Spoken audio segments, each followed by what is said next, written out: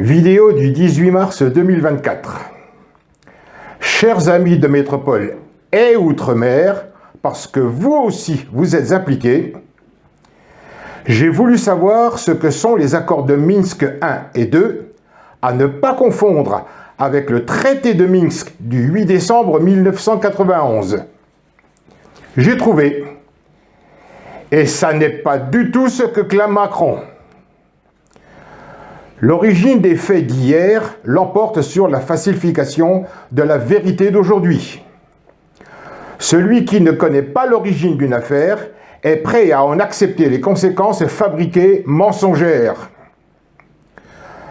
L'origine. Faisant logiquement suite à la chute du mur de Berlin le 9 novembre 1989 et la réunification de l'Allemagne en octobre 1990, le traité de Minsk a été signé le 8 décembre 1991 par Boris Eltsine, président de la République socialiste fédérative soviétique de Russie, Stanislav Shchushkevich, c'est pas facile à prononcer, pardon, président du Conseil suprême de la République socialiste soviétique de Biélorussie, et Leonid Kravchuk, tout aussi pas facile, président de la République socialiste soviétique d'Ukraine. Ce traité entérine la dislocation de l'Union soviétique et crée la CEI, la Communauté des États indépendants, Russie, Biélorussie et Ukraine. Un accord secret, récemment déclassifié, révèle que si les USA s'engageaient à ne pas élargir l'OTAN, la mener aux frontières de la Fédération de Russie naissante, celle-ci donnerait son accord pour la réunification de l'Allemagne. Oui, je pense qu'il y a, comme Der Spiegel d'ailleurs l'a révélé, en ressortant des documents qui proviennent des Britanniques, qu'il y avait un accord, je ne suis pas la seule à le dire, qu'il y avait un accord qui avait été passé entre les États-Unis, l'Allemagne, la France et à l'époque la Russie naissante, pour que l'OTAN ne s'élargisse pas et ne réarme pas et n'arme pas, par conséquent, des pays qui étaient proches de la Russie. Bon. Et donc l'Ukraine devait rester en quelque sorte une forme de pays qui ait une neutralité pour éviter justement qu'il existe des conflits.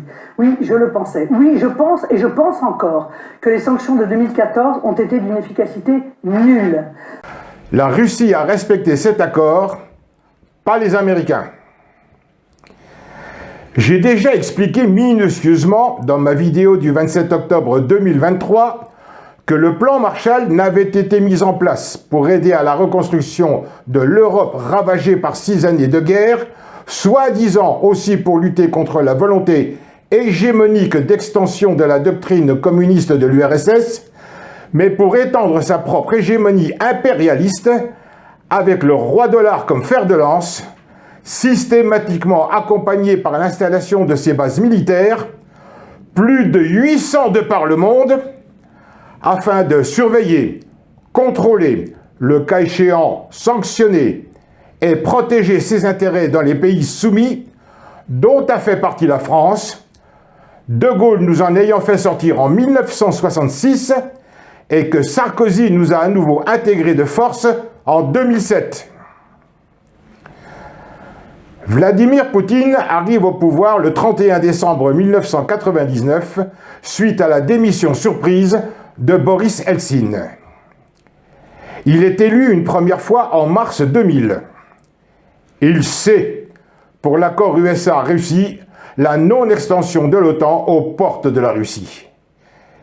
Il est conscient de l'antagonisme qui oppose son pays à l'administration américaine, notamment celle de Biden. Il suit de près la possible intégration de l'Ukraine au sein de l'Union européenne et par voie de conséquence, but sous-jacent, son intégration au sein de l'OTAN. Il sait que les États-Unis vivent très largement au-dessus de leurs moyens, que la valeur fiduciaire du dollar est quasi nulle, que c'est juste le nombre de billets verts imprimés qui, inondant le marché, les maintiennent à flot, du moins tant qu'il est la monnaie officielle d'échange.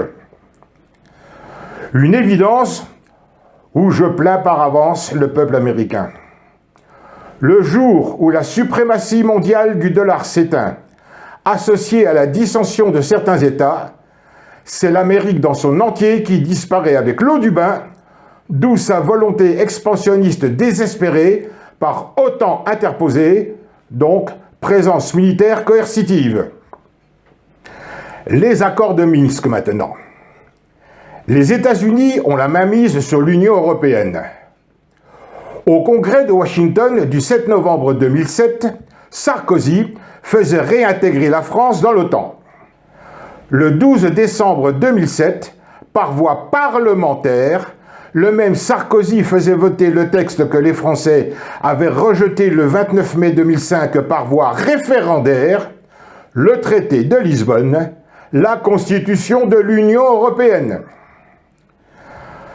Le bras armé du nouvel ordre mondial, l'OTAN avance à visage couvert. Le président Poutine constate sa progression.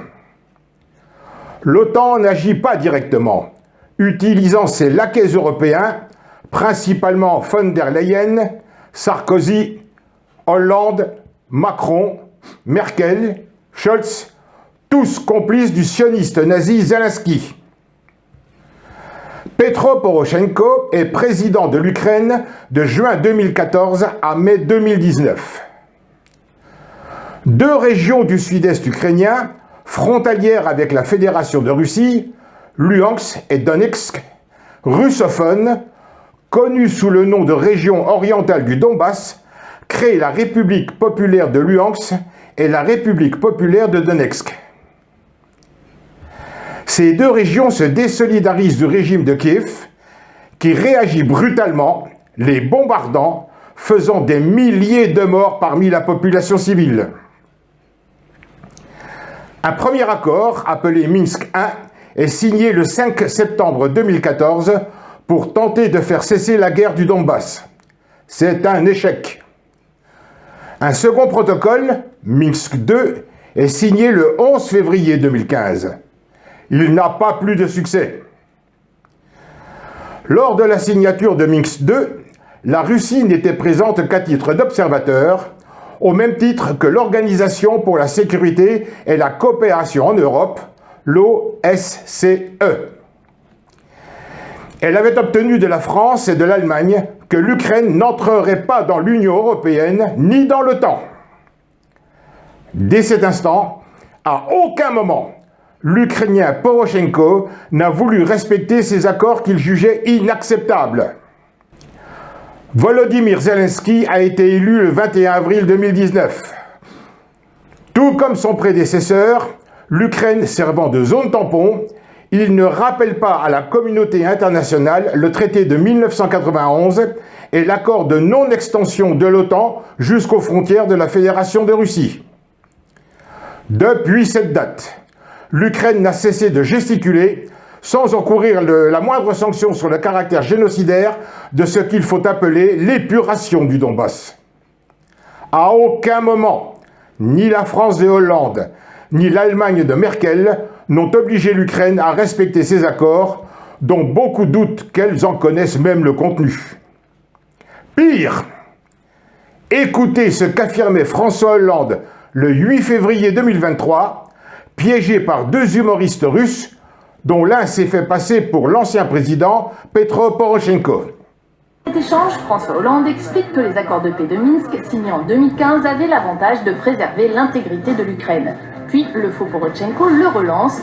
Les accords de Minsk nous ont donné un peu de temps pour nous armer. Angela en a récemment parlé. François Hollande répond alors. Oui, elle a eu raison de le dire, parce que c'est nous qui voulions gagner du temps pour permettre à l'Ukraine de se rétablir, de renforcer ses moyens militaires. Sauf que ce « nous » concerne lui et Angela Merkel et non pas l'OTAN. Il est en effet question des accords de Minsk II signés en février 2015 en présence de Hollande, Merkel, Poroshenko et Poutine.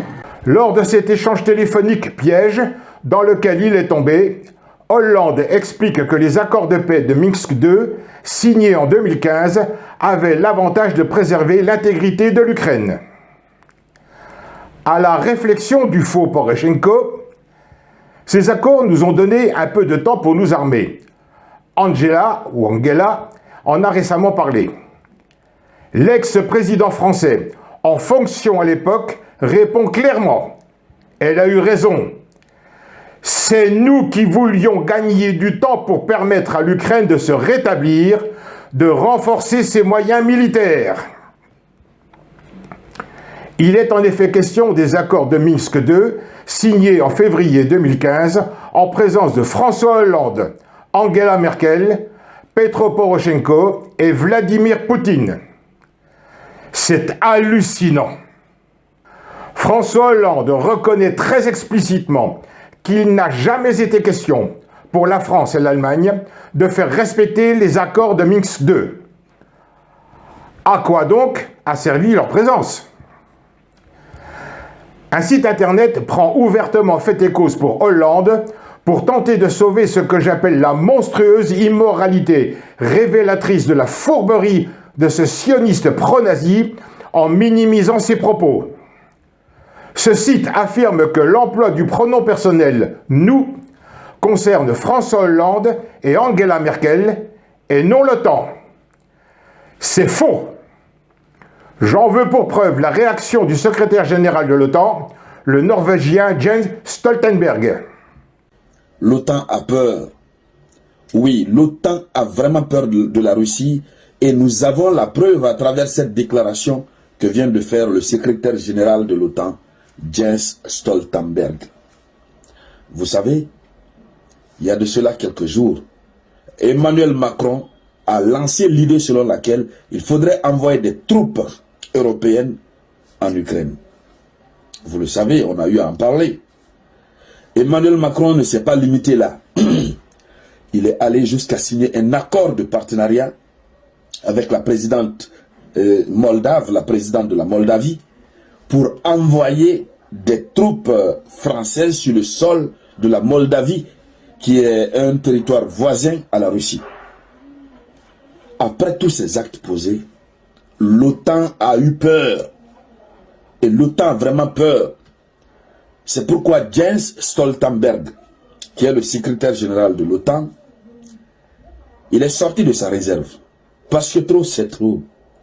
C'est-à-dire, il ne veut pas qu'à travers les comportements de Emmanuel Macron, que toute l'Europe, tout l'OTAN se retrouve dans un gros problème face à la Russie. Et c'est exactement ce qu'il dit. Je vais vous lire tout à l'heure l'intégralité de ce qu'il a eu à dire. Donc il a peur, la peur est là. Jens Stoltenberg, il ne cache pas ses mots. Alors, que dire de l'OTAN qui a toujours souhaité, n'est-ce pas, une confrontation avec la Russie, qui s'est toujours cru comme étant une organisation forte et puissante, mais qui recule. Nous allons lire ensemble, je vais vous lire tout de suite ce qu'il a dit. Voici en substance ce que Jens Stoltenberg a eu à dire. Nous allons donner ce qu'il a dit en substance, ensuite nous allons revenir pour donner plus de détails, pour lire les autres éléments. Il dit ceci, je parle de Jens Stoltenberg, secrétaire général de l'OTAN. Il dit, l'Alliance n'a pas l'intention d'envoyer ses troupes en Ukraine. L'Alliance, donc l'OTAN, n'a pas l'intention d'envoyer ses troupes en Ukraine. Et il a insisté là-dessus lors d'une interview. Il continue en disant, même si certains pays de l'OTAN envoyaient des contingents en Ukraine, cela affecterait l'ensemble de l'Alliance. Limitons-nous là-bas d'abord. Donc ce que Macron a dit, c'est-à-dire si les autres pays membres de l'OTAN refusent, si la France à elle seule prend la responsabilité sur elle-même et décide d'envoyer des troupes en Ukraine, Jens Stoltenberg dit que cela affecterait, n'est-ce pas, comment on appelle, l'Alliance. C'est-à-dire, même si de façon isolée, la France décide d'envoyer ses troupes, cela va jouer sur l'OTAN. Autrement dit, Jens Stoltenberg ne veut même pas entendre parler de l'envoi des troupes en Ukraine, que ce soit de façon globale, par l'Alliance, par l'OTAN, ou par un quelconque membre, n'est-ce pas, extrémiste de l'OTAN. Parce que quoi qu'il advienne, cela aurait un impact suffisamment négatif sur l'OTAN. Il est clair que si Macron engage la France, c'est tout le temps qui sera contraint et forcé de suivre. Quelle est la situation? Depuis 10 ans, parce que tout ça a commencé en 2014, la Russie a lancé une guerre d'agression contre l'Ukraine. Nous avons ensuite tout fait pour rétablir la paix. Tout. Les accords de Minsk, les négociations qui sont menées sous l'égide de la France et de l'Allemagne avec l'Ukraine et la Russie. Ici même s'est tenu, dans cette salle, le seul rendez-vous entre le président Zelensky et le président Poutine le 9 décembre 2019. Et la Russie, le régime du Kremlin, une fois encore, a décidé de lui-même, en février 2022, de lancer le deuxième temps de cette offensive, une guerre complète contre l'Ukraine, et pas simplement le Donbass, parce qu'il ne nous dit pas ses limites. Il bombarde Kiev régulièrement, attaque Odessa, etc. Nous avons un objectif. La Russie ne peut pas et ne doit pas gagner cette guerre. Depuis 2 ans, nous avons aidé l'Ukraine. Et si les choses devaient dégénérer, ça ne serait une fois encore que la responsabilité de la Russie. Nous ne sommes pas dans l'escalade, nous ne sommes pas en guerre contre la Russie. Simplement, il faut être clair, nous ne devons pas laisser la Russie gagner. Le seul qui en aura la responsabilité, c'est le régime du Kremlin. Ce ne sera pas nous. Jamais nous ne mènerons d'offensive. Jamais nous ne prendrons l'initiative. La France est une force de paix. Simplement, aujourd'hui, pour avoir la paix en Ukraine, il ne faut pas être faible. Et donc, il nous faut lucidement regarder la situation et il nous faut, avec détermination, volonté, courage, dire que nous sommes prêts à mettre les moyens pour atteindre notre objectif qui est que la Russie ne gagne pas. Si la Russie venait à gagner, la vie des Français changerait. De quelle manière? Nous n'aurons plus de sécurité en Europe. Qui peut penser une seule seconde que le président Poutine, qui n'a respecté aucune de ses limites et aucun de ses engagements, s'arrêterait là? En février 2022, en mars 2022, à Versailles, nous avons décidé un agenda stratégique. L'agenda pour l'autonomie stratégique de l'Europe. On l'appelle encore l'agenda de Versailles. Il vaut encore et nous avons été aux avant-gardes. On a eu le débat sur la possibilité de reconnaître la candidature de l'Ukraine pour rentrer dans l'Union européenne. Il n'y avait pas grand monde. 2 mois après, j'allais en train à Kiev avec le chancelier Scholz, le président du Conseil Draghi, le président de Roumanie, et nous disions tous les 3 avec le président Zelensky que nous étions pour, et nous décidions dans le Conseil suivant que ce serait le cas. Vous ne parlez plus à Poutine depuis combien de temps? Depuis plusieurs mois. Est-ce que c'est pas un handicap de ne plus lui parler? Écoutez, je lui ai parlé à chaque fois que c'était nécessaire. Je lui ai parlé, évidemment, des centaines d'heures avant février 2022, longuement entre février et avril 2022, pour essayer d'arrêter cette guerre et de négocier la paix. Mais à partir du moment où lui-même n'a plus respecté aucun cadre, c'est-à-dire que, contrairement à ce qu'il disait, il ne faisait pas une opération spéciale que nous condamnions déjà et qui n'avait aucun cadre juridique, aucune légitimité, aucune légalité, mais qu'il attaquerait Kiev, qui menait des crimes de guerre dans le nord du pays. La discussion n'avait plus de sens. Les discussions, je suis tout à fait prêt à les mener, à tout moment. Mais encore faut-il qu'on ait face à nous quelqu'un qui dit la vérité et dont l'intention est de faire la paix. Et ça n'est pas le cas aujourd'hui. C'est le président de la Fédération de Russie qui, aujourd'hui, est pris dans une dérive personnelle, répressive et autoritaire dans son pays et qui a fait le choix, ces dernières années, de manière accrue ces derniers mois, d'être une puissance de déstabilisation en Europe, en lançant une guerre dont il a la seule responsabilité. Aussi loin que je suis informé, je n'ai pas le sentiment que Donald Trump soit président des États-Unis d'Amérique. Il y a un risque. Et donc aujourd'hui, il est clair, il n'y a pas un risque, il y a la guerre. Au moment où on se parle, il y a des femmes et des hommes qui meurent en Ukraine par la responsabilité du président Poutine. Ce que je veux vous faire toucher du doigt, depuis le début de notre conversation et au fond depuis une dizaine de jours, et ce que je veux que nos compatriotes comprennent, il n'y a qu'un responsable de la situation dans laquelle nous sommes. C'est le régime du Kremlin. La responsabilité de cette guerre La responsabilité des coups de boutoir qui sont donnés au front ukrainien, elle n'est que celle de la Russie. Dans cette affaire, il y a 3 traîtres. Le premier, le juif askénaze sioniste Sarkozy, qui a réintégré la France dans l'OTAN et violé le référendum de 2005. Le deuxième, le juif séfarade sioniste Hollande, qui a menti au président Poutine lors des accords de Minsk. Le troisième, le juif séfarade sioniste pro-nazi Macron, qui veut tout mettre en œuvre pour que la Russie ne gagne pas cette guerre. On connaît aujourd'hui son motif profond. Il voit s'échapper définitivement l'argent découlant de l'exploitation spoliatrice de nos anciennes colonies en Afrique.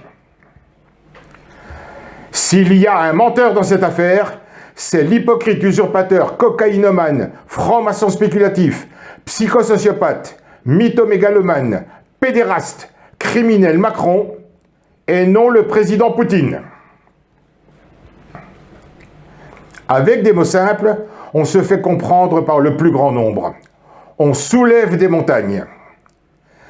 Si cela était encore nécessaire, je rappelle que la seule chose qui peut encore permettre que la France n'entre pas en guerre contre la Fédération de Russie, c'est le fait que je maîtrise totalement et parfaitement l'historique de l'absence de constitution depuis le 4 octobre 1958. En effet, je me répète une énième fois, sans constitution, tous les présidents sont des usurpateurs. Ils n'ont pas qualité, sont illégitimes pour engager la France dans quoi que ce soit. De ce fait, espérant pouvoir enfin informer la communauté internationale, informer l'ONU que l'usurpateur Sarkozy n'était pas légitime pour imposer la réintégration de la France au sein de l'OTAN, pas plus légitime concernant le traité de Lisbonne le 12 décembre 2007, nous assujettissant à l'Union européenne, que l'usurpateur Hollande n'était pas légitime pour intervenir dans les accords de Minsk I et Minsk II, enfin que l'usurpateur fraudeur voleur Macron est illégitime pour conduire la France à la guerre, ce qu'une immense majorité de Français refusent catégoriquement. Il faut savoir que le président Poutine a plus de compassion pour le peuple de France que n'en a l'usurpateur Macron et ses gouvernements, auxquels j'associe les députés et sénateurs qui ont voté pour l'accord de sécurité réciproque entre Macron et l'Ukraine, signé le 16 février 2024. Le jour où les 196 autres pays reconnus par l'ONU seront mis devant le fait accompli, ils ont tous été trompés, de Gaulle à Macron, par une France soi-disant démocratique, en réalité une dictature franc-maçonne sournoise. Ils ont tous serré la main des 8 usurpateurs, déjeuné avec eux à l'Élysée. La communauté internationale reconnaissant qu'elle a été abusée, l'oligarchie plutocratique française, officiellement politiquement désavouée, mise au banc des nations, la France est Frexit de fait. Son peuple fait parler la rue. Le raz-de-marée emporte la décadente Union européenne à l'agonie, saccagée par les politiciens corrompus. Le 4e pouvoir de Renaissance française est instauré. Je rappelle qu'il est protégé par un copyright. Un tribunal de type Nuremberg est constitué. Sarkozy, Hollande et Macron, leurs gouvernements respectifs associés en leur entier, ainsi que les membres du Parlement qui ont voté pour l'accord de coopération en matière de sécurité entre la France et l'Ukraine, signé le 16 février 2024, tous responsables et coupables de la situation de guerre de la France, seront jugés par un tribunal présidé par le Kremlin. La France doit bien ce geste d'apaisement à la Fédération de Russie. Sinon, pour information, concernant un autre pays ami, en son article 104, alinéa 2, je sais que l'Italie rencontre le même problème constitutionnel depuis le 1er janvier 1958. Pour résumer, si les États-Unis avaient respecté leur part de l'accord de non-extension de l'OTAN jusqu'aux frontières de la Russie, nous ne serions pas, aujourd'hui au bord d'une nouvelle boucherie mondiale, au nom d'un dollar qui ne vaut pas plus que son poids en papier, ce qui provoque la faillite de la sulfureuse et pour le moins controversée dynastie des Rothschild, la fin du nouvel ordre mondial. J'envisage de me rendre en Russie en octobre prochain. C'est elle qui préside le sommet des BRICS, plus cette année. Je précise à nouveau ce que signifie l'acronyme BRICS. C'est l'union du Brésil, de la Russie, de l'Inde, de la Chine et de l'Afrique du Sud, ces 5 grandes économies émergentes. Et pourquoi le sigle plus? Parce que les BRICS ont intégré l'Iran, l'Égypte, l'Éthiopie, l'Arabie Saoudite et les Émirats Arabes Unis, excluant la candidature de l'Argentine, dont le président nouvellement élu, M. Javier Milei, a été jugé trop pro-américain. Un indice révélateur. Si les États-Unis ne se remettent pas très rapidement en question, rétrogradent dans leur escalade mortifère, ne font pas leur mea culpa, ne balayent pas devant leur porte, c'est fini pour eux.